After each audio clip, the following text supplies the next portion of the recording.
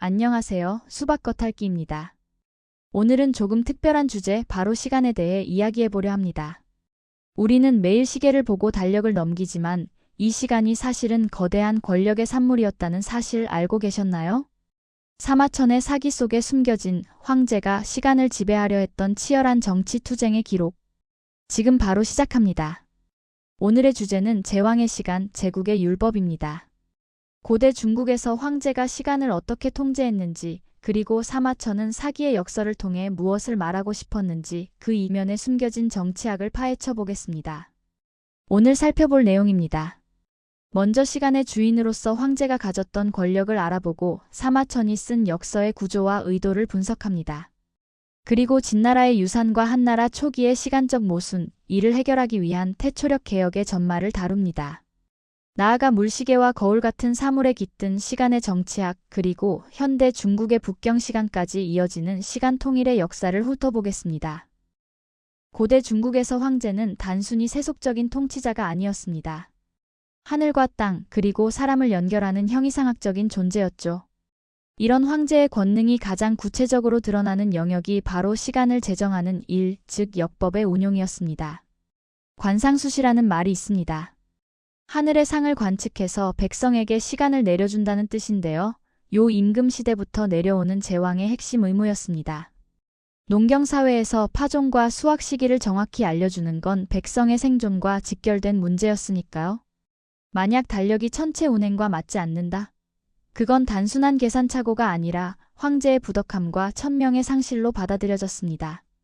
이 역법 개혁의 중심에 있었던 인물이 바로 사마천입니다. 그는 한무제 때 태사령으로서 역법 개혁 실무를 담당했는데요. 다들 아시다시피 그는 이릉 장군 변호 사건으로 궁형이라는 끔찍한 형벌을 받게 됩니다. 하지만 그는 치욕 속에서도 지피를 멈추지 않았습니다. 사마천의 아버지 사마담 역시 태사령으로서 역법의 중요성을 강조했고 사마천은 그 유지를 받들었죠. 재미있는 건 사마천은 역서에서 황제가 불멸을 꿈꾸며 시간을 통제하려는 욕망과는 대조적으로 역법은 철저히 백성을 위한 공익적 봉사여야 한다고 강조했다는 점입니다. 사마천의 역서는 크게 서문과 계산표인 역술로 구성됩니다. 서문에서는 요순시대부터 내려오는 역법의 역사를 다루는데 이건 단순한 기록이 아닙니다. 왕조가 바뀔 때마다 한 해의 시작인 정삭을 바꾸었다는 걸 보여주면서 역법 개정이 곧 새 시대가 열렸다는 가장 강력한 정치적 선언임을 드러내죠. 사마천은 당시 유행하던 신비주의자들을 경계하고 낙하갱이나 당도 같은 기술 관료들의 공헌을 꼼꼼히 기록했습니다. 반면 자신이 주도한 태초력 개혁 과정에 대해서는 말을 아꼈는데요. 이는 황제의 개인적 영달을 위한 개혁과는 거리를 두려는 고도의 서술 전략으로 보입니다. 한나라 초기 상황을 볼까요? 한 고조 유방이 천하를 통일했지만 한나라는 무려 100년 동안이나 진나라의 달력인 전웅력을 그대로 썼습니다. 전웅력은 1년의 시작을 10월, 즉 겨울로 잡습니다. 진나라가 오행상생설 중 물의 덕을 숭상했고 색깔로는 검은색, 계절로는 겨울을 중시했기 때문이죠. 여기서 모순이 생깁니다. 한나라는 진나라의 가혹한 통치를 비판하며 등장했는데 시간은 여전히 죽음과 형벌을 상징하는 진나라의 겨울 시간에 갇혀 있었던 겁니다. 게다가 기원전 2세기 말이 되자 전웅력은 고장이 나기 시작합니다. 초하루와 실제 달 모양이 안 맞고 24절기도 틀리기 시작했죠. 기록에 따르면 초하루가 금음에 나타나고 반달이 보름에 뜬다는 말이 나올 정도였습니다. 사람들은 이걸 단순한 오차가 아니라 한나라가 진나라의 부도덕한 시간을 계속 써서 하늘이 경고를 보낸 거라고 해석했습니다. 결국 정삭을 고치고 복색을 바꾸어야 한다는 상소가 빗발쳤죠. 한나라만의 독자적인 우주관을 세우라는 정치적 압박이었습니다. 결국 기원전 104년 한무제는 칼을 뽑아듭니다. 중국 역사상 최초로 체계적인 관측과 계산에 기반한 태초력을 제정한 것이죠. 이로써 황제는 명실상부한 시간의 주인으로 등극하게 됩니다. 태초력의 가장 큰 변화는 새해의 시작을 10월에서 1월로 바꾼 겁니다. 10월은 초겨울이지만 1월은 만물이 소생하는 봄의 시작이죠. 이건 하나라의 역법인 하정으로 돌아간다는 뜻이기도 합니다. 정치적으로는 진나라의 죽음과 형벌에서 벗어나 한나라가 생명과 인을 중시하는 덕치국가임을 선포한 겁니다. 농민들 입장에서도 새해가 봄 파종 시기와 딱 맞아떨어지니 훨씬 좋았겠죠. 태초력은 하루를 81분으로 나누는 81분법을 썼습니다. 왜 하필 81일까요? 이는 당시 도량형과 음율의 기준이 되는 황종율관의 수치인 9의 제곱 81에서 따온 겁니다. 고대인들은 음악의 조화와 천체의 운행이 본질적으로 같다고 봤습니다. 이를 율력일체라고 하죠. 낙하겐 같은 천문가가 혼천일을 만들고 이 81분법을 고안해서 역법의 수학적 정당성을 확보했습니다. 이 개혁의 배경에는 동중서의 삼통설과 오행상생설이 있었습니다. 왕조는 흑, 백, 적 세 가지 색을 순환한다는 건데요. 하나라는 1월 세수, 은나라는 12월, 주나라는 11월, 진나라는 10월 세수였습니다. 한무제는 태초력을 통해 다시 1월 세수로 돌아가면서 우리는 진나라의 포갑을 싣고 고대의 이상적인 시대로 회귀했다고 선언한 겁니다. 동시에 오행상으로는 진나라의 수덕검은색을 이기는 토덕황색을 표방했습니다. 옛것을 빌려와 새로운 시대를 여는 법고창신의 정치술이었죠. 시간은 달력에만 있는 게 아닙니다. 기술을 통해 일상으로 들어왔죠. 원래는 물이 빠지는 유출식 물시계를 썼는데 물이 줄어들면 수압이 약해져서 시계가 느려지는 단점이 있었습니다. 황제의 시간이 불규칙하면 안 되잖아요? 그래서 물이 일정하게 들어오는 유입식 물시계로 바꿉니다. 흔들리지 않고 일정하게 흐르는 시간.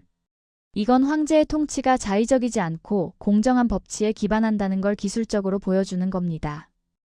한나라 무덤에서 많이 나오는 TLV 거울도 재미있는 물건입니다. 거울 뒷면에 T, L, V 문양은 각각 시간 12지, 방위사신, 원소오행을 상징합니다. 이 거울을 쓴다는 건 사용자가 우주의 중심에 있고 황제가 만든 시공간 질서 안에 들어와 있다는 뜻입니다. 황제의 우주론이 백성들의 화장대 위까지 침투했다는 증거죠. 그런데 재미있는 모순이 하나 생깁니다. 달력은 1월 봄에 시작하게 바꿨는데 세금을 걷고 회계를 마감하는 국가는 여전히 진나라 방식인 10월 마감을 유지한 겁니다. 농사짓고 추수하는 가을 리듬 때문이었죠. 그래서 백성들은 생명을 축복하는 봄의 시간과 세금을 뜯어가는 가을의 시간, 이 두 개의 시간대를 동시에 살아야 했습니다. 사마천이 농업절기의 정확성을 강조한 건 이런 이중 구조 속에서 농민들이 피해를 보지 않게 하려는 일종의 정치적 안전장치였을지도 모릅니다. 더 중요한 건 노동력 징발, 즉 요역이었습니다. 성인 남성은 나라에 노동을 바쳐야 했는데 그 기준이 바로 달력이었습니다. 만약 윤달 계산이 틀려서 농사로 제일 바쁜 때에 사람들을 노역장으로 불러낸다면 나라 경제가 망가지는 거죠. 그래서 역법을 정밀하게 만드는 건 단순한 과학 문제가 아니라 국가 경제와 민생 안정을 위한 필수적인 정치 행위였습니다. 이런 시간 통일의 욕망은 현대까지 이어집니다. 중국은 땅덩어리가 넓어서 5개의 시간대가 필요한데 마오쩌둥은 이걸 북경 시간 하나로 통일해버렸죠.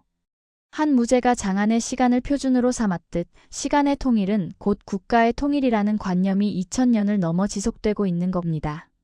지금도 서부 신장 지역 위구르인들이 비공식적인 현지 시간을 쓰는 건 중앙 권력에 대한 소극적인 저항이라고 볼 수 있겠죠.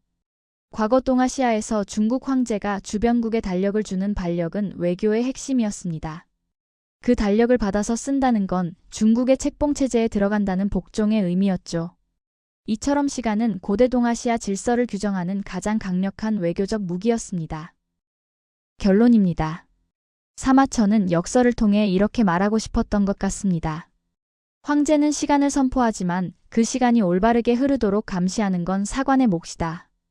그는 거세된 몸으로 황제 곁에 머물며 황제가 만든 시간이 영원하지 않고 오직 덕과 합치될 때만 정당할 수 있다고 경고했습니다. 시간은 황제의 소유물이기 이전에 백성이 먹고 사는 생존의 조건이었으니까요. 잠시 부록이를 보면 진나라 전웅력과 한나라 태초력의 기술적 차이가 명확합니다. 1년의 길이가 더 정밀해졌고 무엇보다 새해가 겨울에서 봄으로 바뀐 게 핵심이죠. 이 표는 앞서 말씀드린 재정주기와 농업주기의 불일치를 보여줍니다. 1월에 새해를 맞지만 9월에 재정을 마감하고 10월에 보고하는 진나라의 관행이 한나라 행정 시스템에 깊이 박혀 있음을 알 수 있습니다. 오늘 수박 겉핥기는 여기까지입니다. 사마천이 남긴 질문, 시간은 누구의 것인가? 오늘날 우리의 시간은 과연 누구의 것일까요? 영상이 유익하셨다면 구독과 좋아요 부탁드립니다. 감사합니다.